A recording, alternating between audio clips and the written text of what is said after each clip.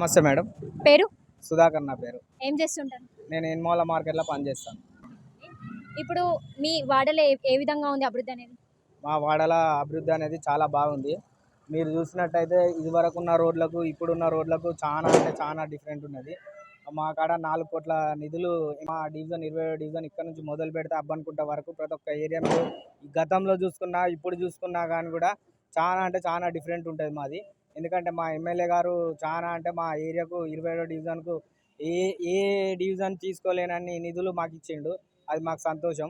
ఇంకోటి ఎలక్షన్లు ఎలక్షన్లు ఎలక్షన్లు వచ్చినప్పుడే వస్తూ ఉంటారు పోతూ ఉంటారు ఈ నాయకులు. కానీ మా నాయకుడు నన్నపనేని నరేందర్ అన్న ఏ ఆపద ఉన్నా ఎవరు చనిపోయినా ఏ ఇంట్లో కార్యం ఉన్నా కానీ కూడా మా అన్న వస్తాడు. మాకు కుటుంబంలో ఒక వ్యక్తి లెక్క ఉంటాడు. ఆపద ఉంటాడు. ఇక్కడ ఏ సమస్య తూర్పులు ఉన్నా కానీ కూడా మరి నన్నపనేని నరేందర్ అన్న ఆయనకు ప్రతి ఒక్క సమస్య తెలుసు. ఇప్పుడు వేరే వాళ్ళు వచ్చిళ్ళు అనుకో ఏమవుతుందంటే ఆ సమస్య వాళ్ళ కొత్తది అయిపోతుంది. అదే అన్న వచ్చిండు అనుకో అన్నకు ఈ సమస్య ఏందనేది ఆయన పూర్తిగా తెలుసు కాబట్టి అది ఆ పని జరిగిపోతుంది. మేము పోకముందుగా తమ్మి ఆ సమస్య ఏంటిదంటే తమ్మి అయితే అవుతుందంట లేకుంటే లేదంటాడు. కానీ ఇప్పుడు వేరే వాళ్ళు వచ్చిళ్ళు అనుకో మళ్ళీ అది ముందుకు వెళ్ళిపోతుంది.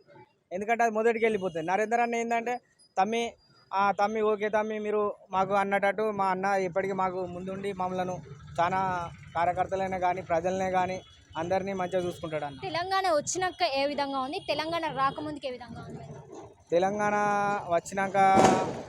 తెలంగాణ రాకముందు కంటే వాస్తవానికి ఏంటంటే అన్నకు 5 సంవత్సరాలు ఇచ్చిళ్ళు.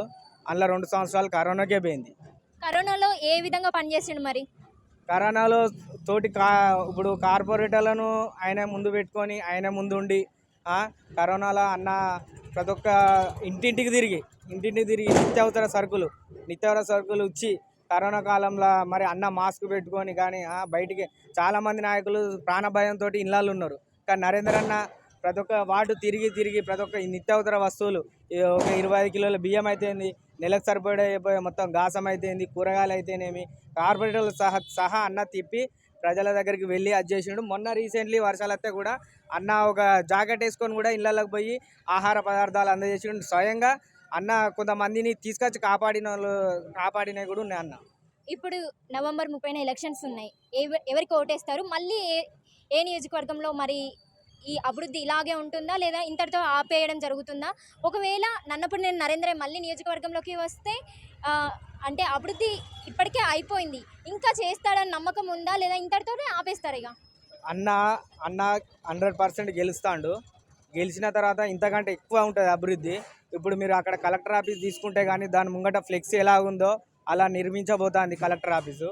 ఇంకొకటి మన బస్టాండ్ కూడా నమూనా ఇంకా ఎవరికి ఇవ్వలే. ఎందుకంటే తినబోయే ముందు రుచి ఎందుకు, కట్టిన తర్వాతే మనం చూయించుకుందాం అనే దృక్పథంతో అన్న ఉన్నాడు. అన్న ముందుకు పోయి మంచి మెజార్టీ మునుపటిది కాకుండా ఇంకా భారీ మెజార్టీ తోటి మేము గెలిపిస్తామని నమ్మకం మాకు. కొంతమంది అంటే ఇప్పుడు ఎలక్షన్స్ మూమెంట్లోనే నాయకులు కానీ ఎవరైనా కూడా తిరుగుతూ ఉంటారు. అదే మరి మీ నన్నపనేని నరేందర్ ఏ విధంగా మరి తిరుగుతున్నాడు? ఓన్లీ ఎలక్షన్స్ అప్పుడే కనిపిస్తున్నాడు లేకుంటే మిగతా అప్పుడు కూడా కనిపిస్తున్నాడు?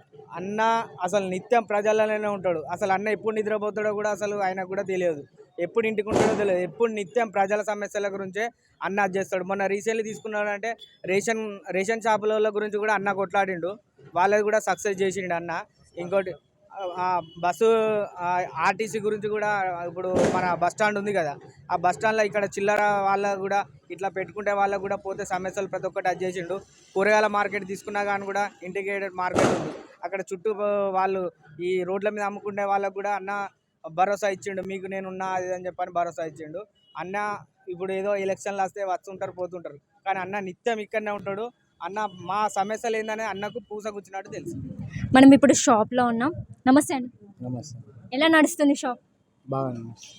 ఎలా మీ వాడలో అభివృద్ధి అనేది ఏ విధంగా ఉంది? బాగుంది. ఇప్పుడు నవంబర్ 30న ఎలక్షన్స్ ఉన్నవి. ఎవరికి ఓటేస్తారు మేము? టీఆర్ఎస్. ఎందుకు?